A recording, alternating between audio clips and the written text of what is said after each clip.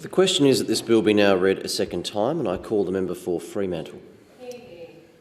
Thank you, Deputy Speaker, and I'm glad to make some remarks in support of this bill. It's a welcome reform. It's another case of the Albanese Government delivering on the commitments we made to the Australian community. I respect the contribution that the member for O'Connor made, and he speaks for the interests of his community from the heart, and I have travelled with him in Western Australia, including in the southwest in O'Connor and to the Katanning sheepyards, and I'll address some of the things that the member for O'Connor said in a minute. But this bill essentially expands the scope and resources of the role which will be known as the Inspector General of Animal Welfare and Live Exports, and there are lots of good reasons for the role to exist, and it is very, very hard to understand how it is that the Coalition has reached the point of saying that they won't support it. It doesn't really relate to most of the things that the member for O'Connor was just saying, and I can't understand how the Coalition can get to the point of not being prepared to support something which unquestionably will improve animal welfare outcomes across the board, particularly in the areas that the Commonwealth is responsible for, which is the export of live animals, noting that the broader animal welfare responsibility is generally handled by the states and territories. Some of the reasons why it's good that this reform is occurring is because of that Commonwealth responsibility, because we know that there's always been an inherent conflict to some degree as far as the departmental responsibility in this space is concerned. I mean, the department obviously has an interest in supporting agricultural production and the economic outcomes that come from that. There are lots of instances you can look at when it comes to large-scale agricultural production where the push to make it bigger and better and more profitable does put animal welfare at risk. And so having a department that is entirely responsible for both of those things is not ideal, and having an independent role that looks at those things is a much better arrangement, and that's one of the reasons why this government is taking that step. It's also the case in the interests of our farmers, Australia's agricultural production sector, that high animal welfare standards are part and parcel of who we are, of our character, of the way that we relate to the world, of the way we promote our products and sell them and export them overseas. Our agricultural sector and our farmers, quite rightly, have an absolutely excellent reputation abroad. And they have that reputation because they care for animals, because we apply high animal welfare standards in keeping with community expectations, because of the quality of the produce that results, and because of a range of other areas that I guess go under the banner of sustainability that the farming sector is embracing. And while the government makes this reform specifically in the area of animal welfare, of course we're also doing things to make sure that the work farmers do to reduce carbon emissions is recognised, supported and rewarded, and the work that farmers do to improve country, to restore environment and provide greater protection for biodiversity is recognised and rewarded.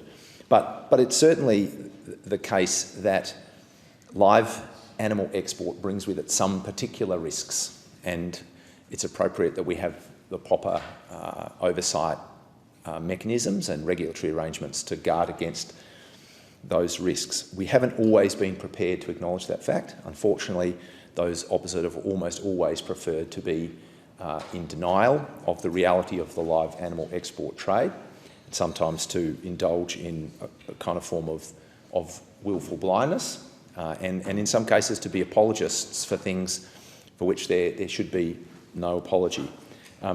That is despite all the evidence of the risks. It's despite those risks being manifested in a litany, an endless parade, frankly, of terrible animal welfare atrocities, and it's despite all the expert assessments of those risks. That is not something that we have woken up to in Australia in the last 5 years. Deputy Speaker, as long ago as 1985, the Senate Select Committee on Animal Welfare held an inquiry that concluded, and I quote, "If a decision were to be made on the future of the trade purely on animal welfare grounds, there is enough evidence to stop the trade. The trade is in many respects inimical to good animal welfare, and it's not in the interests of the animals to be transported to the Middle East for slaughter. That was in 1985. That was 38 years ago. And then more recently, following the Wassi Express, just one of many very, very extreme animal welfare disasters that occurred through the live sheep export trade, almost all of which goes through Fremantle, my seat. The Moss Review, back in 2018, stated, by its nature, live animal exports present a high risk to animal health and welfare. There have been instances of non-compliance with animal welfare standards and instances of animal cruelty that have not been anticipated by the regulatory framework or evoked an appropriate regulatory response. That was the conclusion of the Moss Review, which the former government had to commission after the Awassi Express once again showed the reality of the live sheep export trade.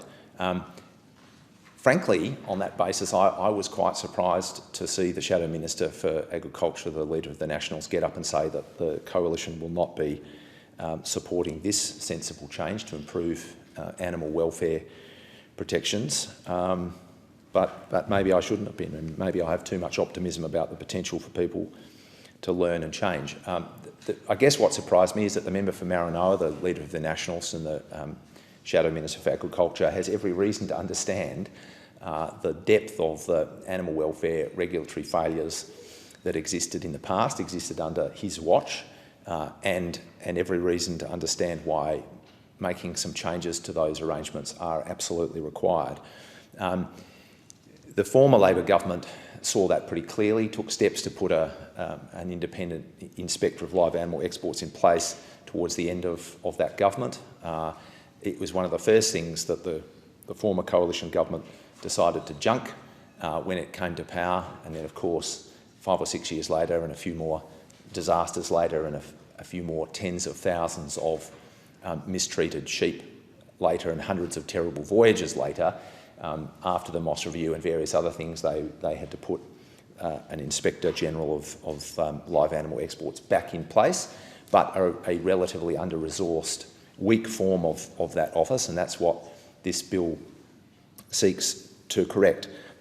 What was interesting in what the Shadow Minister for Agriculture had to say is that, and I guess it goes back to the point I was making about denial and willful blindness, was again the member for Maranoa was talking about mortality rates and how they had improved as a result of the summer moratorium and the reduction in stocking densities and a few of the other changes that had been made when the industry was sort of belatedly dragged to do some half-sensible things, including improving ships that were barely maintained to modern maritime standards over the course of 20 years. But he kept pointing to mortality rates when he knows full well that one of the things that happened when he was the minister was that we recognised that mortality rates are not the measure by which we should judge animal welfare. And that shouldn't be hard for people in the community to understand, that it's not just a matter of whether animals die as to whether they are being properly cared for. I mean, you can starve an animal close to death. An animal could be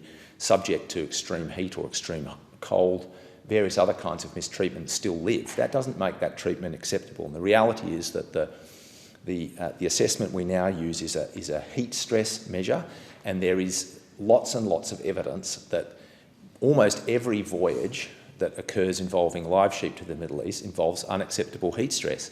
It's certainly the case that for all of the decades in which those ships travelled to the hottest part of the world at the hottest time of the year, it's certainly the case that every single one of those voyages would have involved subjecting animals to unacceptable heat stress in sealed, close confined decks below the waterline for weeks and weeks at a time. That is not acceptable to the Australian people. It shouldn't be acceptable to anyone anywhere. It is just inhumane. It is wrong for us, for economic purposes, to subject animals to that kind of treatment. It's cruel. It's a kind of torture that is being inflicted on animals, and the Australian community won't have that anymore. The member for Maranoa and people on that side, I suspect including the member for O'Connor, know that problem of subjecting animals to heat stress for days and days and sometimes weeks at a time continues now. They know that despite the changes that have been made, the industry still doesn't manage to have independent observers on every voyage, as they say that they're prepared to do. They know that the former government massaged the heat measurement parameters, knowing that if they didn't do that, the moratorium would need to be longer. So they didn't follow the initial departmental advice on what the heat parameters should be. They massaged those parameters to make it more acceptable than it would otherwise be. They know that the heat measurements are not taken on the decks where the animals are kept, that the heat measurements are taken up on the top of the ship where the humans are, where the wet bulb temperature is significantly less than what the sheep actually experience. The member for Maranoa knows that. I dare say the member for O'Connor knows that. Certainly the departmental people and anyone with some time and experience in veterinary expertise in this area know all of those things. So that is the case with the industry today. But I guess, Deputy Speaker, I'll just turn to some of the things that the member O'Connor was saying. He said there are very, very dark days ahead. There's a very, very dark future ahead. There are going to be catastrophic impacts if the live sheep trade should come to an end. Well, I understand that as an expression of concern from the member of O'Connor and perhaps the member for Maranoa about the communities they represent, but it's a kind of catastrophising that we see too often from those opposite, rather than a preparedness to look the reality in the face and take responsibility for a transition that has been underway for some time. It's very hard for someone to make an argument that the shift from what is currently 500,000 animals a year to zero will be a catastrophic shift when the live sheep export trade has already declined from 7 million animals to fewer than 500,000. It's declined by 92%. It's less than 1/13 of what it was 20 years ago. And all of the things that the member for O'Connor talks about have just not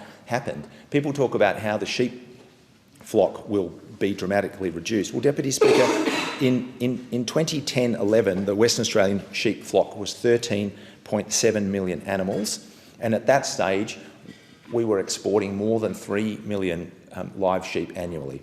So get to 2019-20, virtually a decade later, and at that stage, the live sheep export trade, which had halved between the turn of the century and 2010, had more than halved again. So we're talking fewer than 1 million live sheep. And what was the WA sheep flock a decade later? 13.7 million animals, exactly the same number of animals. Wool production out of WA in 2010 was 67 million kilos. Last year, in 2022, at a point when the live sheep export trade had declined by a factor of 7, the wool production out of WA, 67 million kilos. Exactly the same, exactly the same. We keep being told that schools will close, that pubs will close, that God knows what, the sky will fall in. I mean, this is an industry that's declined 92% in the last 20 years, and that has not occurred. We're constantly told that there are 3,500 jobs that will be lost. When the trade has declined to 1/13 of what it was at the turn of the century, where is the evidence that those jobs have been lost? And in fact, the member for Maranoa received departmental advice when he was the Minister for Agriculture in 2019. It said quite clearly that when we finally make the last part of the transition out of the live sheep trade, that actually more Australian jobs will be produced. Yes, it is a challenge. Yes, there are adjustments that need to be made. The points that the member for O'Connor put forward about the need to increase labour to ensure that the abattoir capacity is there, those things are challenges, but they're challenges that can be addressed. The question of how you feed animals to the correct weight is something that farmers have always wrestled with. Some of the catastrophising that the member for O'Connor was doing about what might need to happen on farms involving sheep and guns and various other dark and terrible prospects. He was talking about this year. The live sheep trade still exists. Those are challenges that farmers have always had to deal with, and that's the nature of of the trade in Western Australia. I mean, he referred, Deputy Speaker, to your circumstances. I mean, there's hardly any live sheep trade that comes out of South Australia. There's no live sheep trade that comes out of all the other parts of Western Australia that are involved in sheep production. New Zealand's got out of the live sheep trade altogether. So the proposition that we cannot get out of the very, very last skerrick of the live sheep trade has no basis whatsoever. This government is improving welfare for Australian animals, and we are taking on the responsible task of managing the transition out of the live sheep trade.